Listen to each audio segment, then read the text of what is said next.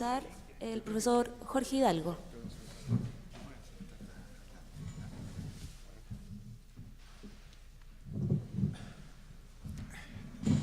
Muy buenas tardes. Bienvenidos a la conferencia del profesor Juan Marchena, en esta que es la conferencia de cierre de la tercer encuentro de Humaniora. Ya hemos explicado en varias oportunidades que Humaniora es como una palabra latina que hace referencia a las cosas de lo humano, ¿no? Y fue un término propuesto por nuestros colegas una colega de literatura, perdón, de filosofía, experta en latín y griego. En esta oportunidad va a cerrar este tercer encuentro el profesor Marchena con la conferencia Los desafíos de las ciencias sociales y las humanidades en el siglo XXI, en correspondencia con los temas que se han tratado el día de ayer. Voy a decir dos o tres cosas del profesor Juan Marchena, porque es una persona bastante conocida en el mundo de la historiografía, pero probablemente en otras áreas no lo sea tanto, ¿ah? Juan es doctor en historia, tiene su sede principal en la Universidad Pablo Olavide, ¿ah? Ha sido autor de un muy alto número de libros y de artículos, entre los que se destaca una historia de América Latina, y ha sido un colaborador también importante en varias de las historias de América Latina que se han intentado desde la UNESCO, desde la Universidad Andina en Ecuador y otras más. Y por lo tanto, con eso quiero decir de que en todo este tipo de grandes obras que se plantea a nivel universal sobre un determinado problema, el nombre de Juan Marchena aparece siempre. Juan también se distingue porque es un magnífico profesor, muy querido por sus alumnos, y por haber creado una verdadera, si me respetas el término, una industria de posgrado, ¿ah? Él hace un posgrado en Historia y Antropología Latinoamericana en la Universidad de Pablo Olavide, que se inicia con un programa de magíster y que tiene su continuidad en el posgrado, donde llegan estudiantes de todo el continente. Todos los años ahí llegan alrededor de 20 a 30 estudiantes, con lo cual puedo señalar que Juan está formando a toda una generación de nuevos historiadores, donde participan especialistas de todas partes del mundo que entienden de estos temas. Pero además Juan ha tenido la sensibilidad, y por eso me parecía a mí importante llamarlo, de llevar estos magíster y estos doctorados a distintos lugares del mundo. Ha planteado estos programas en África, ¿ya? Y el último lo está desarrollando en la Amazonia peruana. Entonces, se propone desafíos de este tipo, que implica iluminar historiográficamente una región de América Latina o una región del mundo que aprenda de lo que es América Latina, ¿ya? Entonces, ¿quién mejor que él podría haber sido invitado a que nos diera una visión de este tema, de los desafíos de las ciencias sociales y las humanidades en el siglo XXI? Los dejo entonces con Juan Marchena. Muchas gracias. Muchas gracias, Jorge.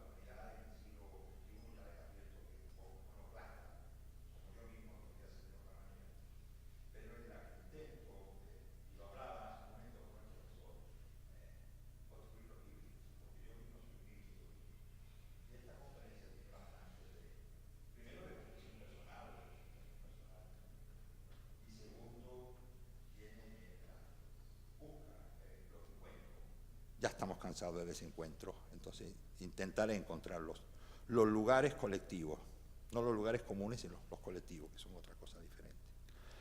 Esta charla está dividida en una serie de mini capítulos que van del 1 al 12 y que terminan con una coda al final, como los conciertos, de manera que cada cual de ustedes puede ir pendiente, decir, va por el número 6, va por la mitad, va por el 10, esto ya está terminando, llega al 12, esto ya se acaba. Y además, si puede hablar un poquito más bajo, yo se lo voy a agradecer. Caballero, si puede usted hablar un poquito más bajo, se lo voy a agradecer y no me distrae. De manera que ustedes luego pueden tomarlo como índice para saber por dónde vamos y sobre todo para saber lo que falta y para saber, ya va a terminar. Esto me recuerda el cuento del concierto, donde una cantante de ópera no muy afortunada en el cante estaba desarrollando una pieza y un espectador le dice a otro, dice, ¿no cree que la soprano va un poco rápido? Y le contesta, dice, sí, así acaba antes. Bueno, pues así con los números que, como lo voy a ir cantando los números, usted ya sabe, va a terminar. Bueno, una cuestión personal. Hacía la presentación, te agradezco, Jorge, todas tus palabras, pero lo que muchas personas no saben es que yo soy físico al mismo tiempo que historiador. En realidad hice las dos carreras a la vez, las dos licenciaturas.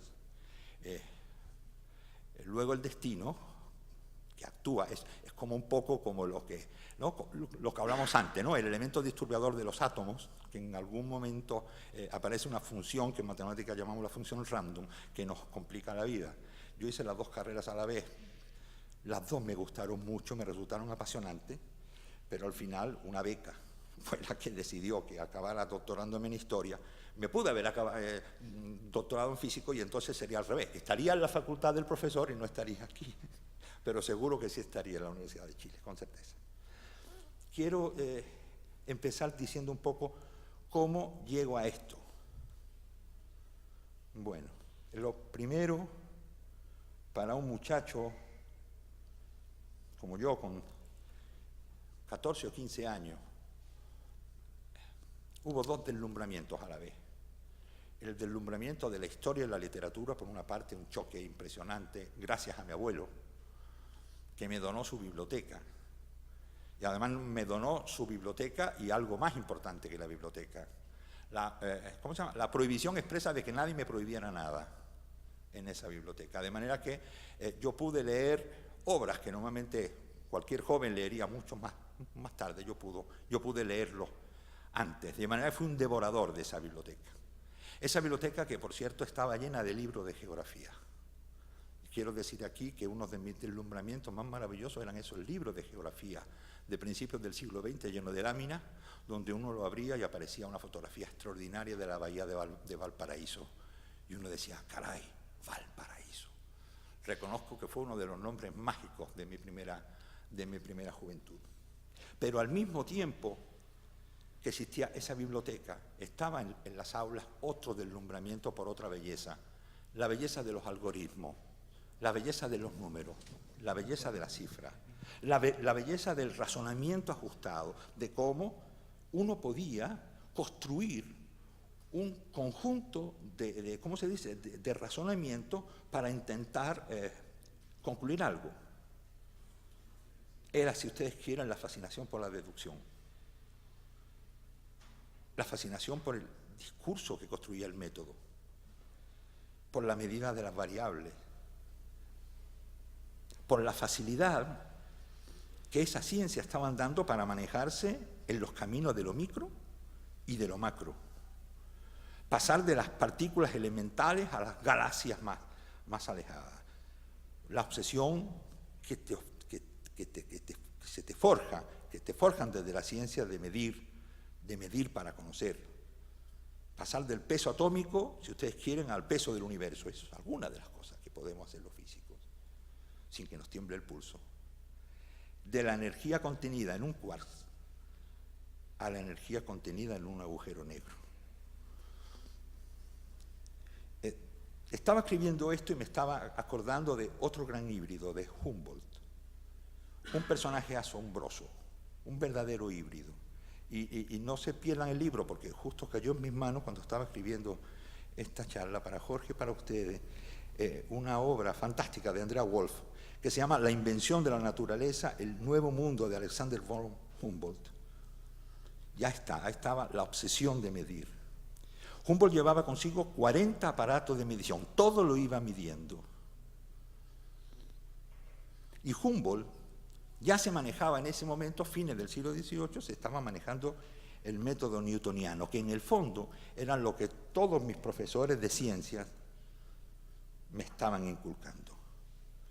Newton expuso o estableció el método científico en sus dos fases, la fase de análisis y la fase de síntesis, es decir, la fase de análisis y la fase de la observación, la medición precisa, el uso de los instrumentos, la ordenación de los datos, para pasar luego a la segunda fase del método científico, que es la de síntesis, donde el observador se transforma en el pensador, en el creador de la conclusión, que debe tener esa conclusión la mayor amplitud posible.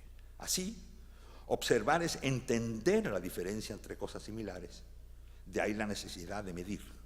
Pero comprender es atender a lo común entre cosas diferentes que ya han sido medidas. Si se dan cuenta, eso lo hacemos los historiadores, eso lo hacemos los geógrafos, eso lo hacemos todos.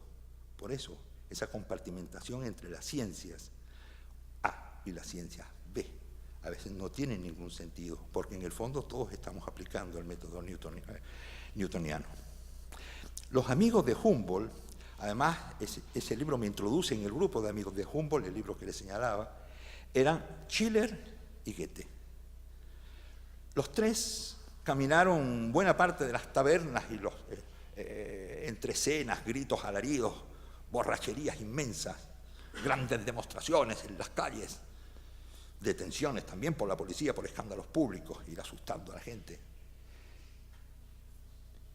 Humboldt hizo avanzar la ciencia, qué duda cabe, y además para nosotros como latinoamericanos metió el continente latinoamericano en la ciencia. Pero, y todavía lo seguimos usando a Humboldt para muchas cosas, pero Schiller y Goethe no se quedaron atrás, crearon nada menos que el romanticismo. Y ellos decían que eran cosas inseparables, que no se podía separar la ciencia del pensamiento romántico, porque para ellos la ciencia era parte del pensamiento romántico. Imagínense, si ellos no podían separarlo, ¿por qué luego nos hemos empeñado en separarlo? Ahora, con el proyecto Amazonas que dirijo y al cual Jorge se refirió anteriormente, he podido encontrarme con otro contemporáneo también de Humboldt, un señor llamado Alexander Rodríguez Ferreira, que hace un viaje gigantesco por el Amazonas, viene desde Mato Grosso, va a subir todo el Guaporé, el río Madeira, va a salir al Amazonas para acabar finalmente en Belén. Y su obra, que es un trabajo de compilación impresionante, lo va midiendo todo, lo compila todo, desde un mono, un arbolito, una ramita, una ramita y una ranita. Y se llama Diario, su obra se llama Diario del Viaje Filosófico. ¿Por qué? Porque para él el viaje que contempla y que quiere la comprensión de la naturaleza es un viaje filosófico. A pesar, aunque evidentemente es un viaje geográfico, es un viaje biológico, es un viaje astronómico, no, pero él le llama el viaje filosófico.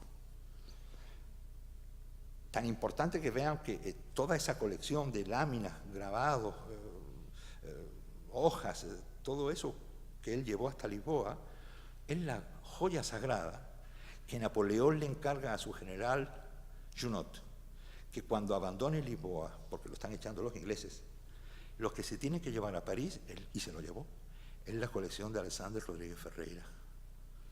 La Academia de Ciencias en París sabía que eso era una de las grandes joyas de Portugal. La Agencia Estatal Europea, como ustedes saben, lo hemos visto hace unos días en la prensa, acaba de publicar el mapa de la Vía Láctea con 1.000 millones de estrellas. Pero hay al menos 40.000 millones de galaxias detectadas. Eso nos lleva al mismo planteo que Rodríguez Ferreira hace 2 siglos. Medir, cuantificar, acopiar, colocar sobre las láminas, darle nombre, qué interesante, le ponen nombre, le van dando nombre a todo, como si todo no tuviera nombre, es una nueva creación. Y la pregunta es, bueno, ¿y todo eso para qué servía? ¿Para qué sirvió ese esfuerzo gigantesco de medida y de clasificación? Ahora estamos con lo mismo. 1.000 millones de estrellas en un total de 400.000 millones de galaxias detectadas. Es decir, en el fondo, ese mapa que nos ofrece es la punta de un alfiler. Sin embargo, aquí las cuestiones terrenas nos parecen lo más de lo más. Y la gente se acaba matando por ellas. Y yo me pregunto, ¿la humanidad es consciente de su lugar en el universo? Las medidas a veces no tienen sentido si no las situamos a escala humana, o al revés, si no situamos la escala humana en el contexto del universo. Por eso me pregunto, y les convoco a ustedes, a pensar que una de nuestras herencias educativas más dañinas ha sido la de establecer una frontera bélica entre las ciencias y las letras, y además enfrentadas entre sí, como si fueran huestes medievales. Y eso lo llevamos acumulado, antes hablamos con el profesor, que difícil es vencer esa barrera. En realidad, las ciencias y las letras son diferentes modos de ver una misma cosa. En realidad, una misma agudeza crítica debe atravesar a todas estas disciplinas. Hay que comprender. De eso se trata y desde luego hay que cargarse de razón para explicarla. Me encanta esa expresión que muchas veces la usamos y no nos damos cuenta de la fuerza que puede tener. Yo cuando voy a ver a mi decano, con perdón de los decanos, antes de entrar en la puerta, si voy a pedirle algo me tengo que cargar de razón. Entonces, cargarse de razón me parece que debería ser uno de los mecanismos fundamentales de la construcción del pensamiento de cualquier científico. Y obviamente, como pueden comprender, cuando digo de cualquier científico, estoy metiendo al conjunto de las disciplinas y al conjunto de los saberes. Nos asalta la pregunta de Leibniz. Cuando él dice, ¿por qué hay algo en lugar de nada? Bueno, eso es una respuesta, es una pregunta para los físicos, pero no me dirán ustedes que no es una pregunta para cualquier filósofo. Porque descubrimos que en eso donde hay algo o no hay nada, en realidad lo que estamos discerniendo es que el universo es dialéctico, que todo está sujeto a una discusión, que la nueva ciencia y la nueva filosofía nos están diciendo que el universo es espacio y materia a la vez. Qué curioso, dos disciplinas en dos campos opuestos están prácticamente diciendo lo mismo. Y que además nos dice la física, nos dice se curva, y la filosofía nos dice sobre el pensamiento se curva. Surge así el contacto de la ciencia con la filosofía. Está claro. La búsqueda del hombre que forzosamente debe hacerse en sus medidas, su medio, que son su sociedad y su cultura, ampliando el concepto de cultura a su sentido más abarcador, tiene que ser el objeto de todas las ciencias. Colocar, por tanto, al hombre en el centro, y si colocamos al hombre en el centro, es un viejo precepto que nos viene desde la Ilustración, ¿cómo vamos a eliminar las humanidades? ¿Cómo no las vamos a tener en cuenta? Era lo que a mí, en ese momento de mi formación, me faltaba. La combinación entre los libros de mi abuelo con el mundo de la física, con el mundo del razonamiento científico, como eso se planteaba. Eso me preguntaba, ¿tengo que vivir en dos mundos o los puedo combinar?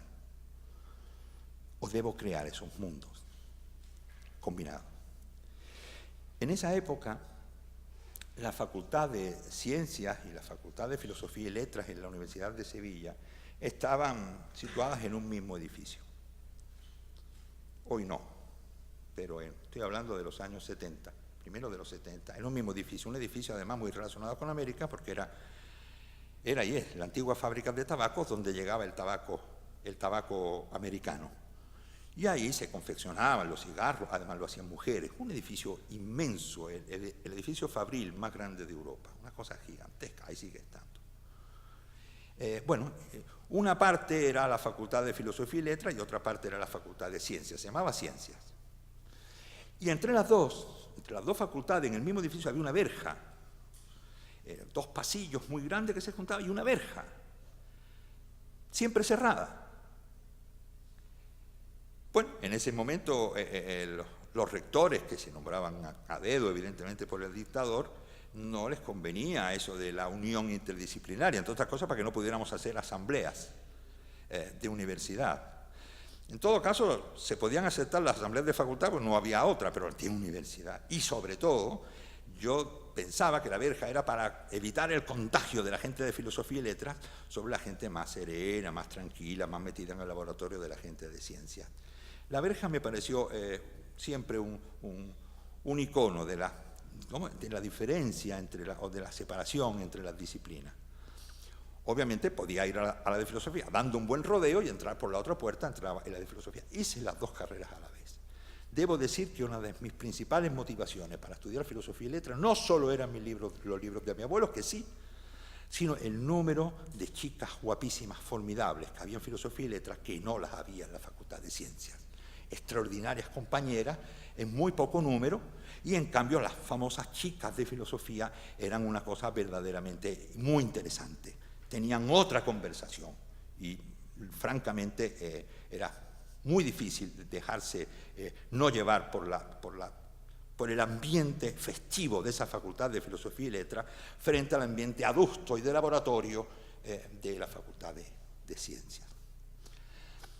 Debo decir que al principio, en esa maravillosa Facultad de Filosofía y Letras, donde todos los grupos políticos tenían obviamente su cabida, su hueco, su espacio y su discurso, algunos que prácticamente todo el grupo político cabía en un taxi, a pesar de que sus siglas eran mucho mayores.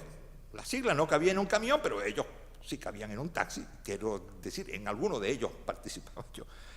Debo decir que en esa facultad, cuando sufrí uno de mis primeros choques con las humanidades, cuando profesores o profesoras, ¿cómo se dice?, extraordinariamente rigurosos en el manejo de su disciplina, se empeñaban en una memorización de la historia. Aquello era bastante insoportable. Los libros de mi abuelo me demostraban que había otro mundo, que eso no era ni la filosofía ni las letras. Pero, francamente, esa disposición de las clases y de la enseñanza era para aburrir a cualquiera. Pero a mí me hacía una gracia especial cuando mis compañeras, y digo mis compañeras porque la mayor parte del grupo en al que yo pertenecía eran esas chicas extraordinarias que me acogieron como el muchacho raro que viene de ciencia. Cuando ellas se empeñaban en decir, esto de los faraones no hay quien lo entienda, yo les decía, es muy fácil, es una serie. Hay 4 akenatones, luego vienen tres amenofis, y luego seguimos con 5 tujumosis, 3, 4, 3. ¡Ay, era un descubrimiento formidable! Aplicar las series a las dinastías egipcias, no digamos nada a los reyes medievales o a los... Bueno, aquello, francamente, esquematizar las ideas, empezar a hacer esquemas, no leer en el manual, sino trabajar sobre un papel, sobre una hoja lleno de flechas. Grande descubrimiento. Debo decir que gané infinitos puntos a partir de esa especie de clases particulares que yo dictaba, aplicando un mero razonamiento científico en aquel mundo de... No digamos nada cuando, recuerdo en una de las clases sobre siglo XVI, donde el profesor empezó a atorrullarse con el proceso de amalgamación de la plata, pude salir ahí a dar una espléndida clase de física explicando por qué el mercurio con determinados aceleradores realiza esos prodigios. Cuando a la hora de explicar la revolución industrial yo les hablaba del convertidor Bessemer, quiero decirles que aquello causaba verdadera sensación. La ciencia servía para algo en la Facultad de Filosofía y Letras en esos años. La Facultad de Filosofía y Letras llevaba a otra cosa, llevaba a la calle. llevaba la lucha contra la dictadura de Franco en esos años finales. Yo me movía en 2 laboratorios, uno en el laboratorio de la facultad, en el laboratorio de química, también el de física, y en el laboratorio de la calle. 2 cosas aparentemente desconectadas, o muy desconectadas en ese momento. Y en medio se cruzó América Latina. ¿Por qué se cruzó América Latina? Mi segunda madre era argentina, y es el momento en el cual empieza a llegar el exilio chileno, el exilio argentino, el exilio uruguayo, otros exilios parciales. Y aquello fue, para mí, definitivamente, no solamente encontrar una razón por las cuales construir una vida, o dedicar una vida, o dedicar un esfuerzo, que tenía que ver mucho con mi familia y con aquel mundo que de pronto en el cual yo empecé a vivir. Y segundo, además, con la necesaria, por el necesario, ¿cómo se dice?, proyecto personal de encontrar un sentido a lo que uno hacía, sobre todo a su vida universitaria. Quedó así ese ser que he terminado siempre por naturaleza híbrido, donde las humanidades y la física han estado siempre en una dialéctica armonía. Además, debo decir que tuve maestros formidables, que a mí me cuesta mucho trabajo separar de un lado y de otro. Por ejemplo, maestros del campo de la física, de la neurociencia, de la termodinámica, de la mecánica estadística, de la biología del comportamiento. Y empecé a verme envuelto en preguntas como, por ejemplo, ¿por qué mover los ojos si podemos mover la cabeza? O, por ejemplo, cómo desarrollar energías limpias a partir de la radiación solar cerca del Chimborazo, o las aplicaciones en historia serial de la teoría de colas, o cómo se organizan las aves en migración. Bueno, ¿qué me enseñaron en síntesis? Que todo esto sirve para la física, y sirve para las humanidades, y sirve para las ciencias sociales. Porque la realidad es una red de relaciones que rigen el comportamiento de cada vector de unión y de cada nudo. Una red que conforma el conocimiento. Una red que debe manejarse en el espacio y en el tiempo en los que esta red existe y evoluciona. Así, hacer ciencia es un incesante ir y venir entre la observación y la comprensión. Y en ese pasaje se crea el pensamiento en continuo cambio, en continua crítica. No puede haber diferencia entre un pensamiento y otro. Y un querido maestro chileno-venezolano, geógrafo integral, una especie de Humboldt del siglo XX, que ustedes conocerán, Pedro Cunil, me hizo caer en la cuenta de que en la historia de la humanidad y del paisaje humano no podíamos desprendernos de la física. Y él me decía, en el Paleolítico se le cambió la forma a la materia, en el Neolítico se transformó la materia, y ahora, concluía, estamos creando la materia. En la misma dirección, otro querido maestro, ya fallecido, Manuel Moreno Freginal, un cubano de primera fila, autor de obras fundamentales para entender el Caribe y la producción azucarera especialmente, me recomendaba siempre no abandonar el pensamiento científico por más humanista que pudiera ser. Precisamente por eso, decía, la humanidad es el corazón de la ciencia y la ciencia es el principal logro de la humanidad. Matemática, física, ingeniería, historia, todo puede caminar conjuntamente, todo se puede relacionar entre sí. Por eso casi me gritaba, y lo tiene escrito, y voy a intentar imitarlo con esa voz de garganta quebrada que él tenía. Decía, quien no maneje e interprete las cifras, quien sea inepto para las matemáticas, jamás será historiador, bramaba con esa fuerza. Quien sea incapaz de comprender la belleza extraordinaria y el fabuloso mundo intelectual que hay detrás de un híbrido de maíz, una maquinaria o un nuevo alimento para el ganado, jamás será historiador. Quien no sienta la alegría infinita de estar aquí, en este mundo revuelto y cambiante, peligroso y bello, doloroso y sangriento como un parto, pero como el creador de nueva vida, está incapacitado para escribir historia. Y quien en esta hora no sienta el deber de crear, quien no sienta el deber de estar aquí, aunque sea simplemente quemándose como leña en este fuego, quienes no estén más allá de tu libro y el mío, de te escribo la nota de tu libro para que luego tú me escribas la nota de mi libro, jamás podrán ser historiadores. Bueno, aquí termina el punto 1. 2. Una pelea en la frontera, lucha de algoritmos. Pensamos, o los ministerios piensan, en la ciencia solo en su parcela desarrolladora de aplicaciones prácticas. Pero nos olvidamos de la ciencia teórica. La ciencia teórica sufre la misma discriminación que las humanidades.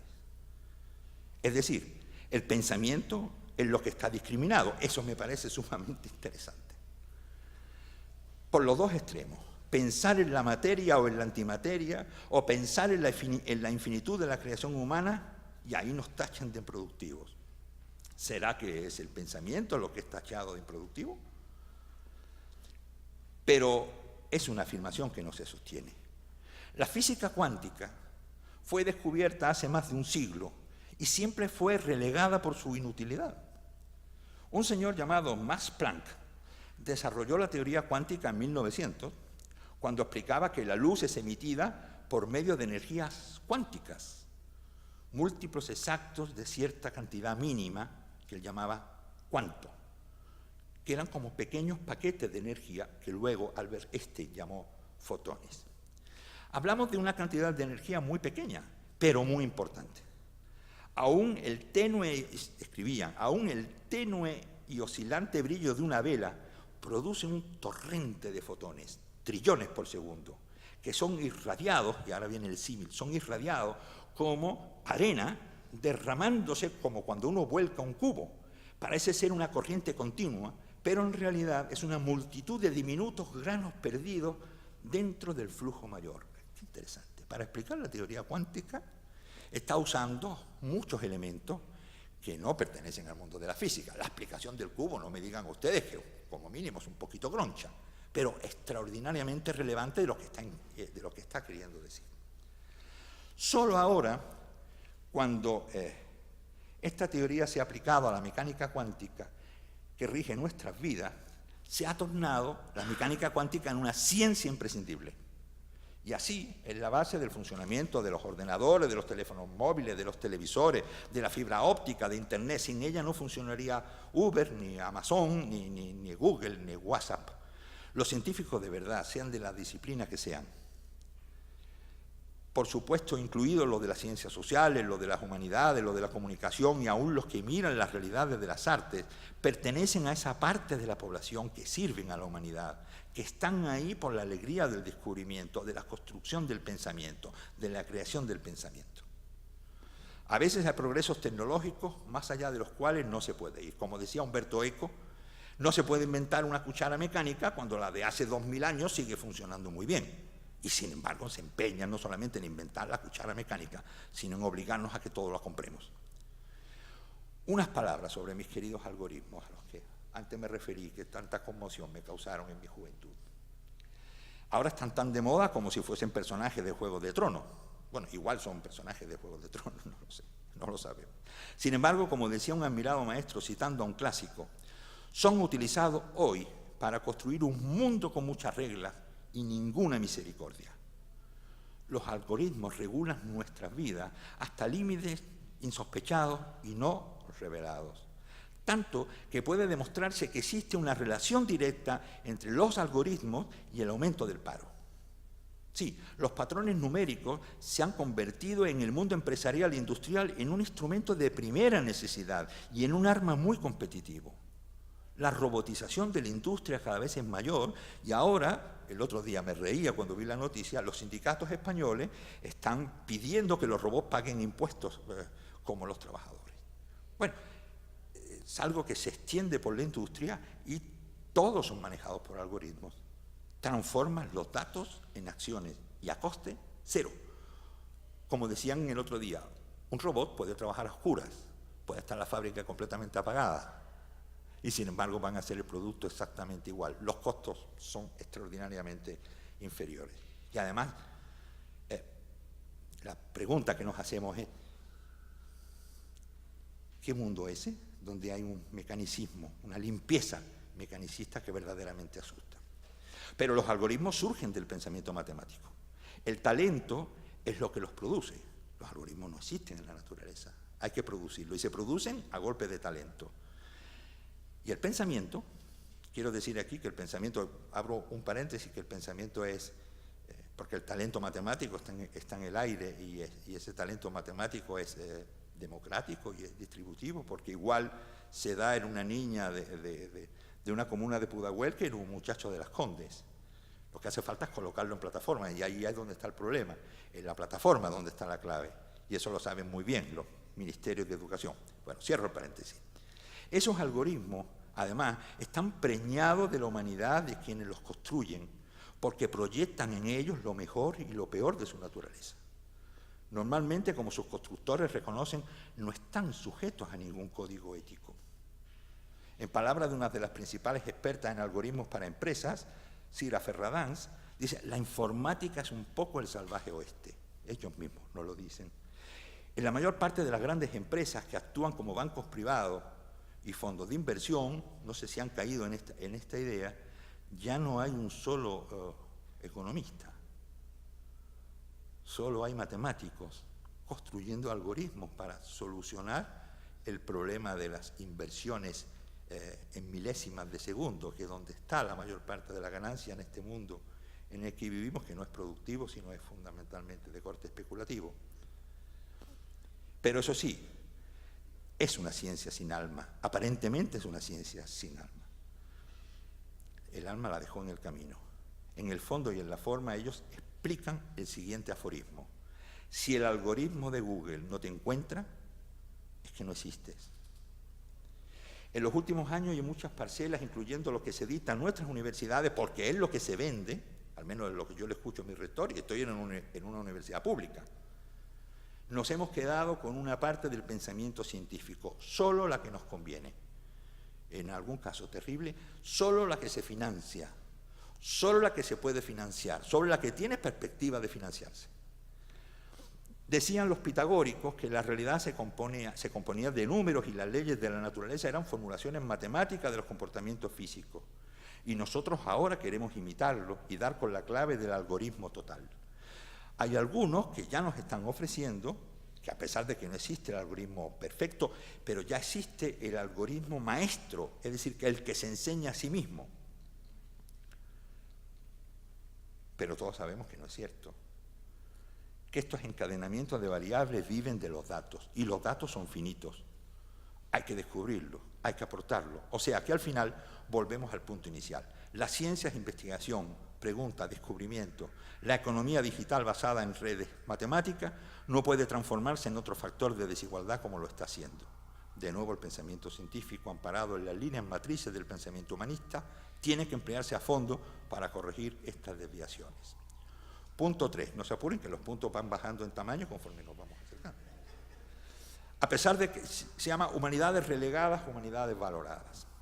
A pesar de que las humanidades no han sido consideradas generalmente a la hora de realizar diagnósticos y propuestas de desarrollo científico, como sabemos en la mayor parte de las instancias gubernamentales y los que se encargan de la planificación de la educación superior prácticamente en todo el mundo, estas disciplinas, las humanidades, y esto es una verdad de perogrullo, siempre han tenido una muy importante participación en el desarrollo científico, en la innovación y en la creación de pensamiento.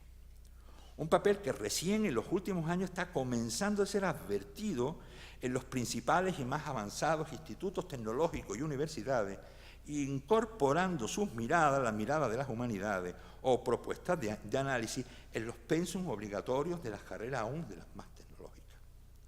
Desde luego, no es aconsejable, ni desde luego admisible, fijar en la proyección industrial ni en la producción tecnológica el criterio central para priorizar, cuando no exclusivizar o desarmar proyectos, programas y líneas y áreas de investigación.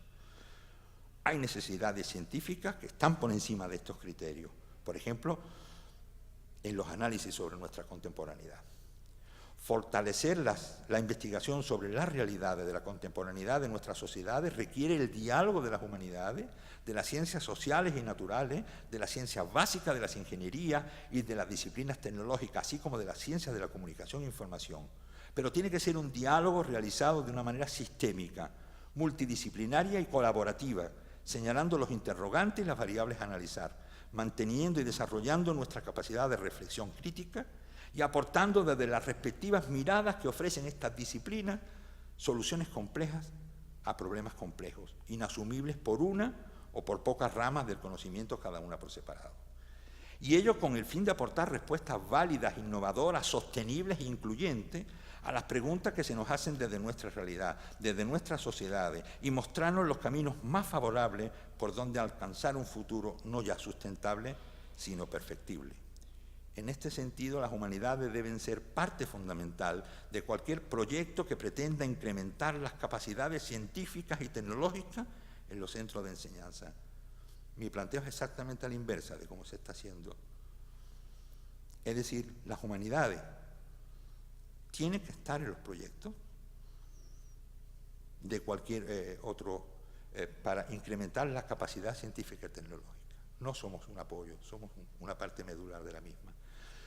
Al hablar de ciencia o de ciencia para el desarrollo y tratar sobre la naturaleza y los desafíos de las disciplinas científicas, no es extraño, por tanto, que en las más lúcidas interpretaciones sobre el futuro de la disciplina se haya incluido a las humanidades en la definición de ciencia.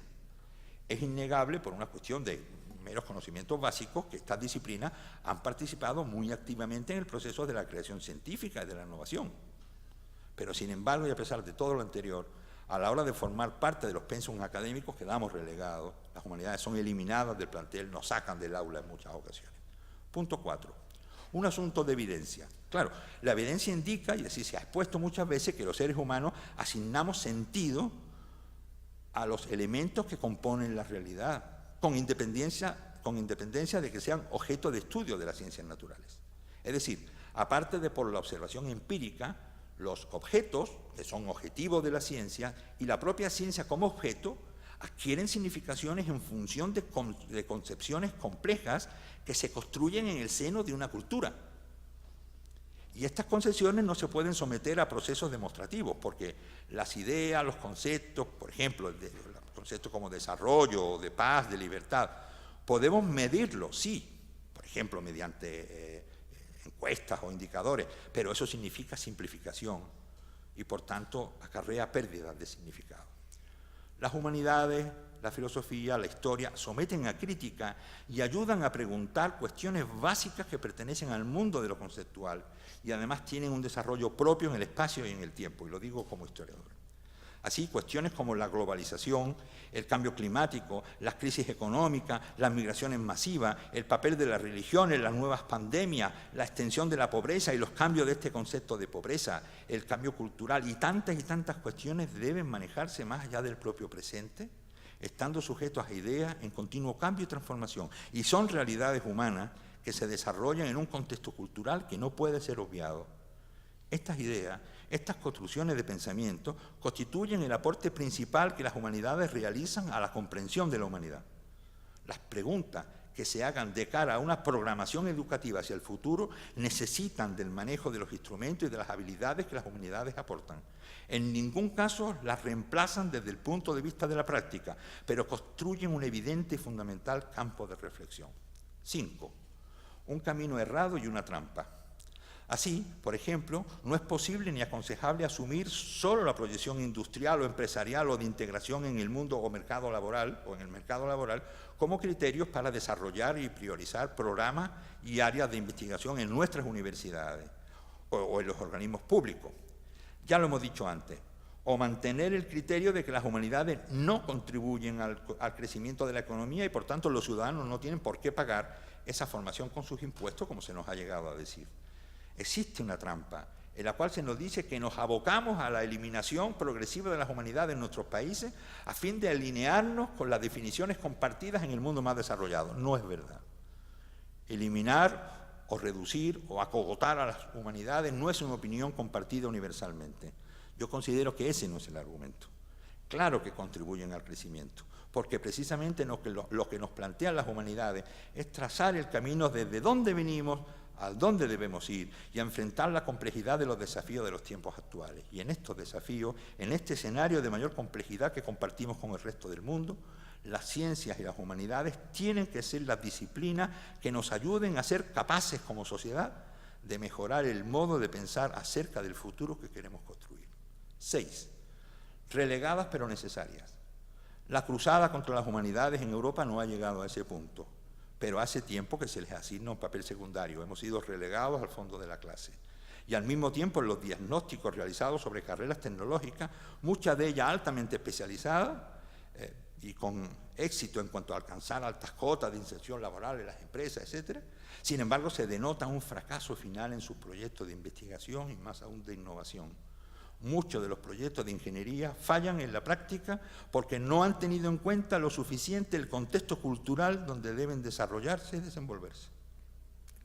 La semana pasada, la comisaria belga de Empleo, Marianne Thyssen, denunciaba que en un continente con más de 20 millones de parados no es admisible que el 40% de las empresas no encuentren trabajadores con habilidades para innovar, porque esta falta de innovación es la causa del lento despegue económico. El profesional de futuro, y así lo avisan, ha de realizar un análisis del mundo social y de las condiciones en las cuales vive el ser humano para allí aplicar sus proyectos tecnológicos que deben ir a favor de ese objetivo. Pero se necesita la intuición para lograr una imaginación creativa, no solo las rígidas disciplinas que aportan la tecnología. Y todas estas actitudes y herramientas, o aportes o virtudes necesarias, las ofrecen las humanidades. La educación humanista, concluyen, consiste en fomentar e ilustrar el uso de la razón, esa capacidad que absorbe, abstrae, deduce, argumenta y concluye lógicamente. 7. Juntarnos. Profundizar y fortalecer nuestra convivencia cultural en el futuro y nuestra calidad de vida en el sentido más amplio del término, desde el cuidado de lo medioambiental, la salud, la nutrición, la habitabilidad, etc., requiere de un diálogo donde las ingenierías tecnológicas, las ciencias naturales, las humanidades y las ciencias sociales, de forma interdisciplinaria, aporten miradas, ideas, conceptos de una manera integral e integradora. Y ello para ampliar nuestra capacidad de explorar y reflexionar críticamente sobre nuestra realidad a partir de la experiencia colectiva acumulada. La innovación no debe ser solo una innovación de carácter tecnológico, sino también y fundamentalmente una innovación en la creación de pensamiento. Ambas constituyen la médula de nuestra actividad científica. Por tanto, el financiamiento de la investigación en materia de humanidades debe incorporarse en el diseño de los planes de desarrollo científico, integrándose en los mismos con la fuerza de lo necesario. Porque a la pregunta de si sirven las humanidades para innovar, la respuesta es que sí, desde luego y principalmente. 8. Experiencias. Diferentes organismos advierten desde hace años de la necesidad de formar a más estudiantes en las especialidades integradas, graduados en ciencia, tecnología, matemáticas y humanidades. Y es una demanda creciente en las empresas de futuro.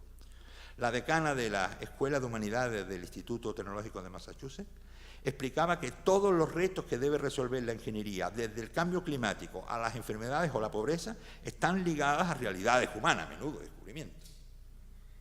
Los alumnos deben estar obligados en el MIT a dedicar 25 horas de sus horas de clase a asignaturas como literatura, historia, geografía, idiomas, economía, arte o música. Eso se lo proponemos a nuestros rectores, a nuestras universidades, y como que nos sacan un poquito para afuera. En España, y si hablo de España, ya sabemos lo que es, hay universidades que han fusionado la ciencia y las humanidades en una carrera de 4 años. La idea es formar a profesionales que puedan responder a los retos tecnológicos sin descuidar la base humana de los problemas.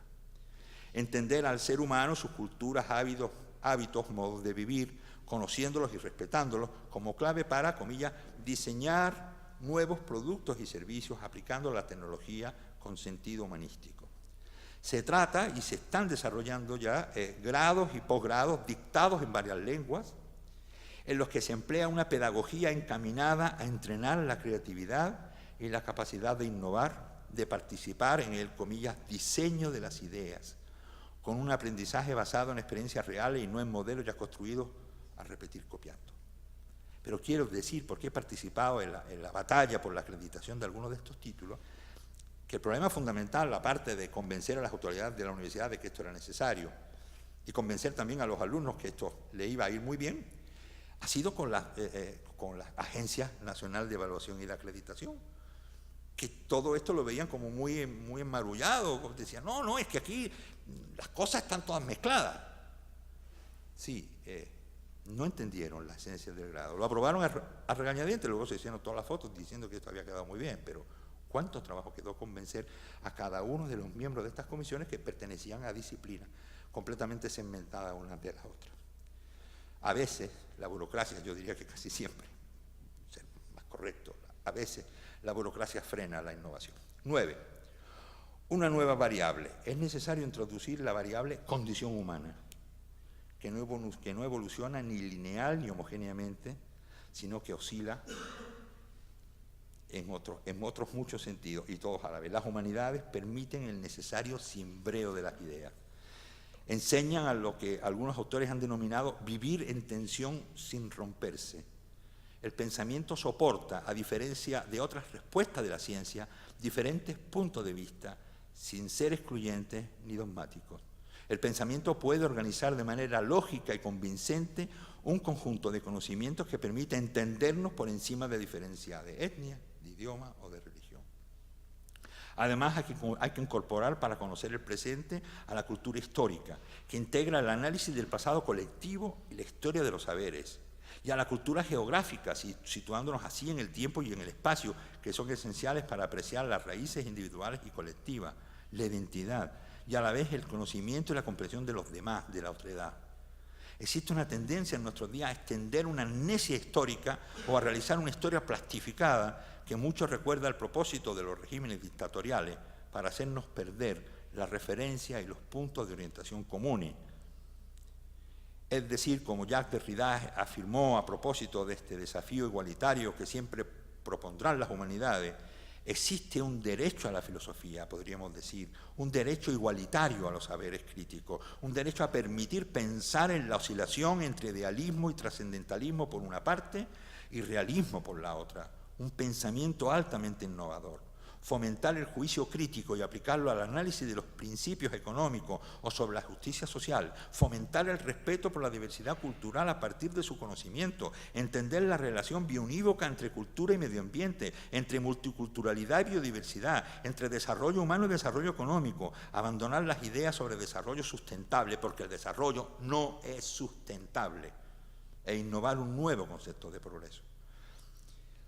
Así, hay cursos que se han ido generando muy tímidamente, pero están sobre hambre y hambruna, y tantos y tantas especialistas cada vez más multidisciplinarias sobre cuerpo y cultura, sobre mundos globales, sobre las complejidades de las principales religiones, sobre el derecho alternativo, aquí en América Latina, sobre los saberes étnicos, tan importante en nuestro continente, sobre la utilización tradicional de los recursos. 10. Nuevas metas, la democracia. Impulsar el desarrollo humano integral, cultivar el pensamiento crítico, conducir hacia una ciudadanía global. Todas ellas son tareas propias de las humanidades para esta educación más poliédrica e integrada. Además, las humanidades resultan vitales para la formación en las sociedades democráticas. ¿Por qué la democracia necesita de las humanidades?, se preguntan. Si se permite que en muchas ocasiones, para mantenerse en la órbita de las fórmulas impuestas por el modelo de desarrollo, a fin de insertarse, nos prometen, en la actual globalización, estamos actuando contra las humanidades y separándonos de este modelo integrador, estaremos ante un sistema educativo que propugna una formación antidemocrática. Será la erosión de las cualidades esenciales para la vida misma de la democracia. Y eso lo estamos notando, eso lo estamos sintiendo. 11. Hasta en el G20 y en el FMI. En el G20, ¿se acuerdan?, se confió para que atendieran problemas apenas intuidos por el poco representativo G7 de las principales economías avanzadas.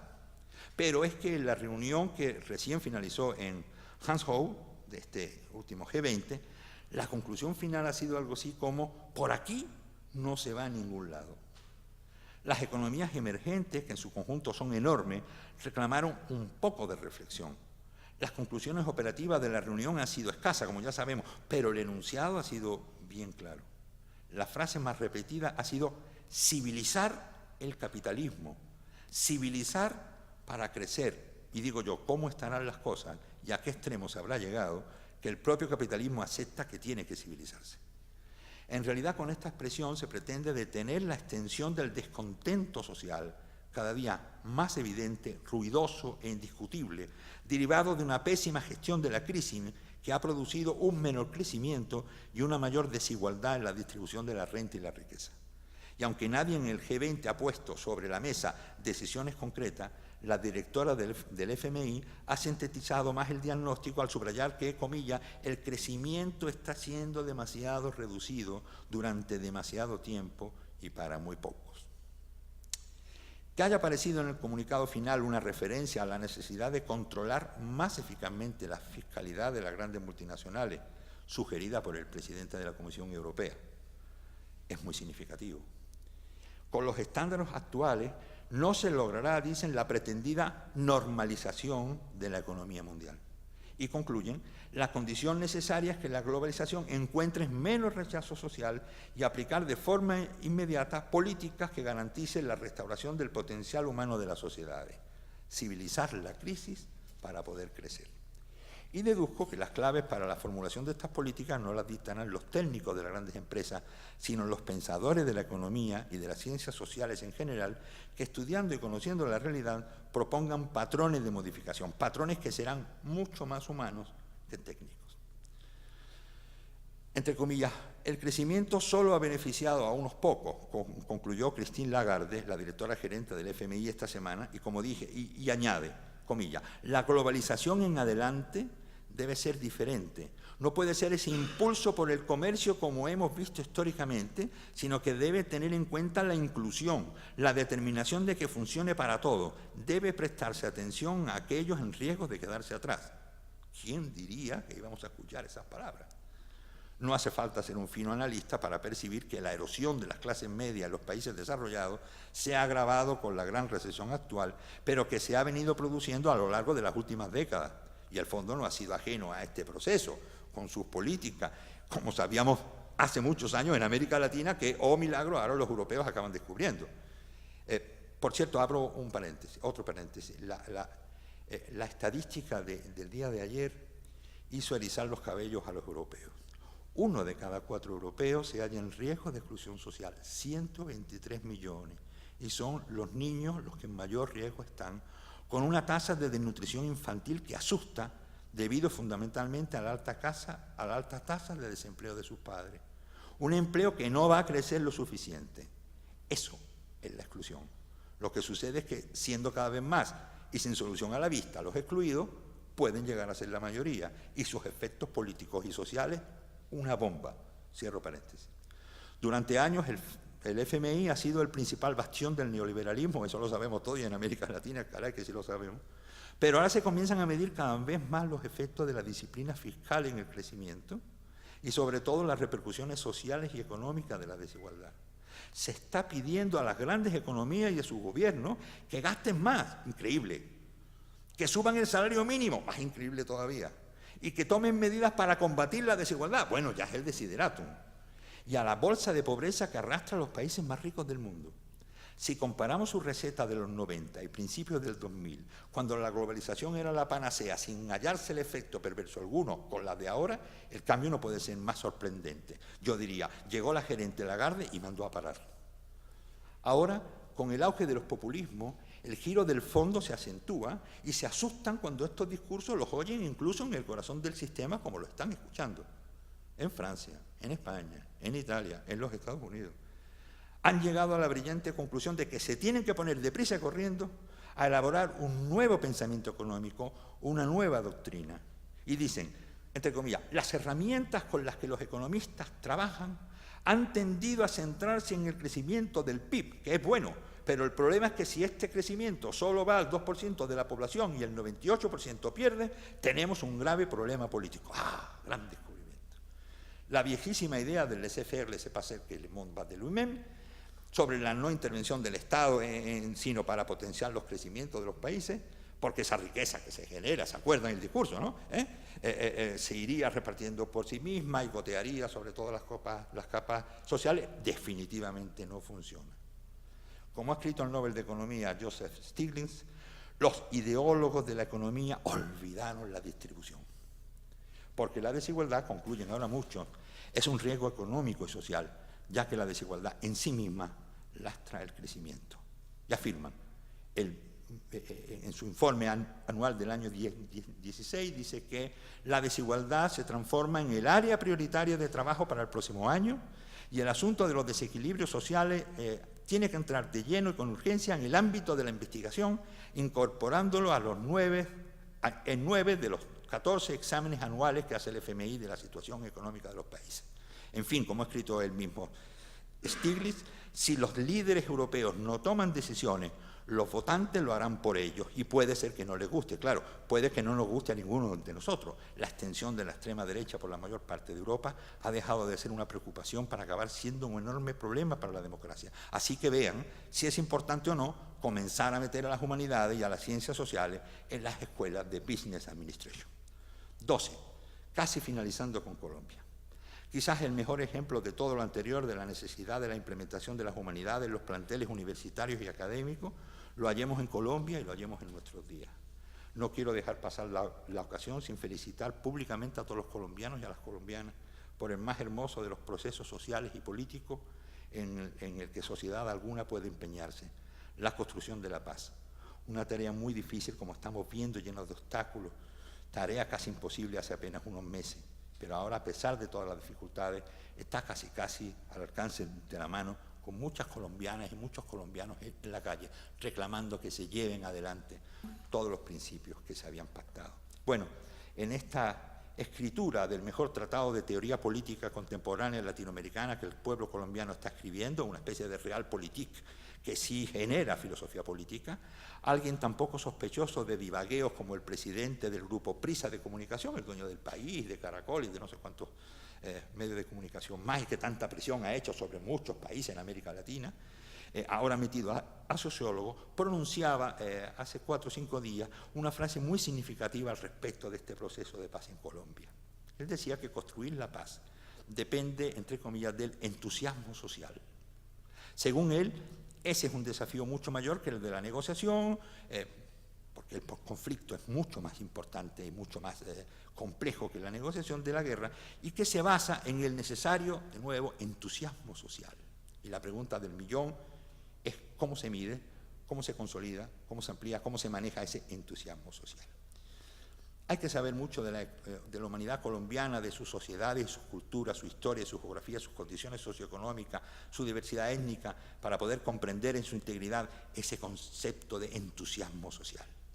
Ni en los másteres en Business Administration, ni en las escuelas de negocio de las más exquisitas, caras y exclusivas universidades colombianas se ha enseñado nunca eso. Principalmente copiaron y reprodujeron todos los patrones norteamericanos de manejo de empresas o de manejos políticos de la economía.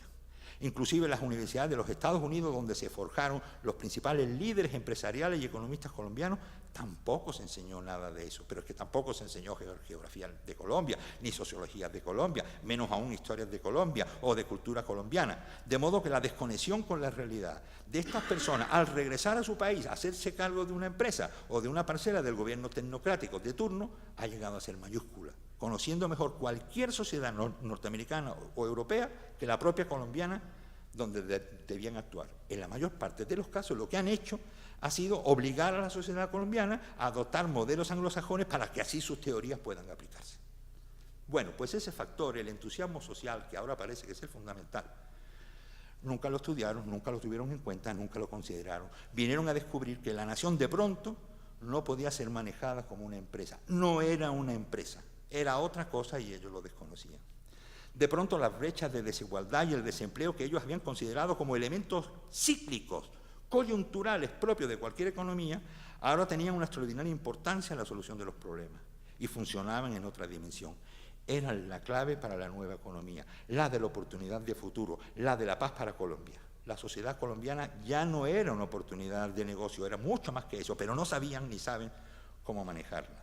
La sociedad colombiana ha comenzado a tomar conciencia de que ser testigos y actores de la historia es un privilegio. Tener la oportunidad de construirla, de darle forma, es una suerte formidable, una fortuna y a la vez una enorme responsabilidad. Y eso es el entusiasmo social.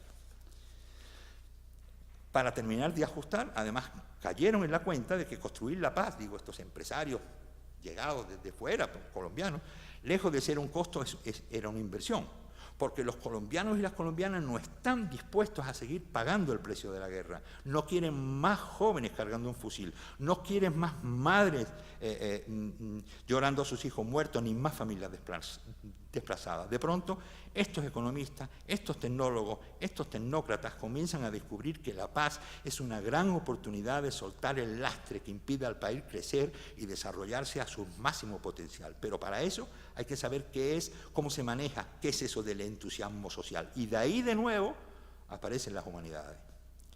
Muy bien, dicen las humanidades, que sí entienden y manejan perfectamente ese concepto. Crecer, dicen, sí, pero con pensamiento crítico. Crecer, sí, pero ¿qué es crecer? ¿Para quién? ¿Para quiénes? ¿Por qué? ¿Hacia dónde? ¿De qué manera? ¿Cómo crecer? ¿Cómo pensar ese crecer colectivamente, igualitariamente, con justicia y equidad, hombres y mujeres? Los economistas y tecnócratas no tienen respuesta para todo esto. Y de pronto, porque he sido testigo, y lo puedo decir a boca llena y con gran alegría, de pronto se dan cuenta de que muchas facultades de humanidades, en las universidades públicas, las despreciadas, las rebajadas, las que para nada sirven, allí en las provincias, allí sí tienen esta respuesta, allí sí saben lo que es el entusiasmo social. Me acuerdo de la Universidad de Cartagena en las costas caribe colombianas, me acuerdo de la Facultad de Ciencias Humanas que ayudé a fundar con mis amigos, compañeros, hermanos, Winston Caballero y Alfonso Müller hace más de 25 años. Cómo esa facultad se llenó, como estaba previsto, para horror de la élite blanca cartagenera, de muchachitos y muchachitas, peladitos les decimos nosotros, de los muchos de ellos desplazados por la violencia, de estratos, no de estrato 1, de estrato -5,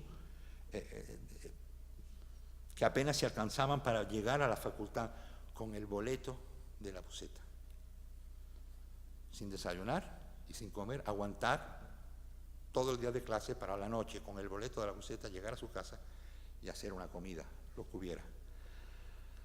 Bueno, pues ellos sí tenían claro, para esos estudiantes sí tienen claro para qué sirve crecer, hacia dónde hay que crecer, cómo, por qué crecer.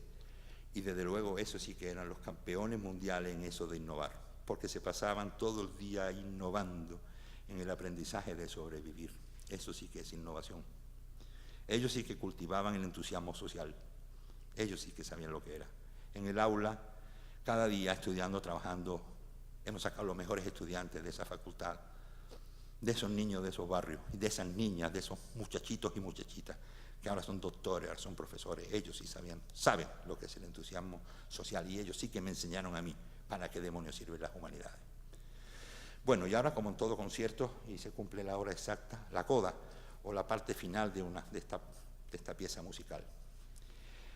Quiero decirles que no me arrepiento de ser físico y que me alegro infinitamente de ser un humanista, un historiador de este continente, que es el mío por adopción desde hace más de 40 años y lo sigue siendo más que nunca.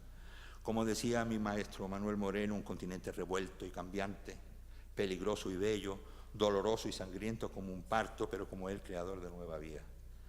Ser testigo de la historia de este continente, ser cómplice de la historia de este continente con todos ustedes, felizmente, es un privilegio. Tener la oportunidad de construir esa historia, de darle forma compartidamente con mis estudiantes, con ustedes, con mis maestros, siempre aprendiendo, es una fortuna y también es una enorme responsabilidad. Por eso, para mí, es un orgullo decir que soy historiador y decir con toda la boca llena de que soy un científico. Muchas gracias, queridas amigas y amigos. Salud.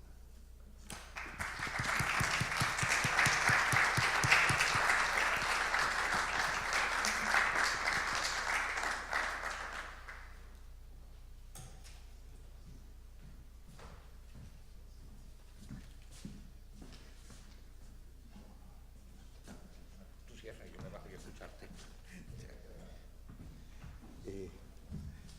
Bueno, quisiera agradecer la asistencia de todos ustedes y agregar un par de cosas que me parecen importantes que queden redondas. Cuando yo dije que el profesor Marchena era había formado una industria del posgrado, lo que dejé incompleta la información esa, porque en realidad sí ha formado posgrado en distintos lugares, pero me faltó agregar un elemento muy importante, que en todos esos posgrados los estudiantes de Marchena estudian gratuitamente. Y él consigue los recursos, digamos, para los viajes de los estudiantes, para las estadías en Sevilla y para todo el periodo de estudio de ellos. Entonces, quería decir que además, con eso quería representar un poco su capacidad empresarial, más bien, pero no una empresa que tiene fines de lucro, sino que ha trabajado permanentemente, digamos, por el enriquecimiento cultural de América Latina. En segundo lugar, junto con agradecer al profesor Marchena y a todos los panelistas de ayer, quisiera también agradecer a la Facultad de Ciencias Sociales, en la persona de su directora de posgrado, doña Jimena Azúa, aquí presente, por habernos facilitado esta sala para esta conferencia final. Quisiera darle las gracias a todos. Podría haber un espacio de preguntas, pero yo creo que ya le hemos exigido mucho al profesor Marchena y creo que es el momento de descansar un poco. Bueno, muchísimas gracias y buenas noches.